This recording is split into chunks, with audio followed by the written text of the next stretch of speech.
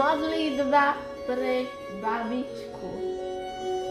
Babička ticho zavrela oči, no láska jej z nášho sveta neodchádza. V každom úsmeve, v každom kroku stále pri nás kráča. S láskou na ňu spomíname, v modlitbe ticho vyslovím jej meno. Aj keď tu už nie je medzi nami, v mojom srdci je jej svetlo.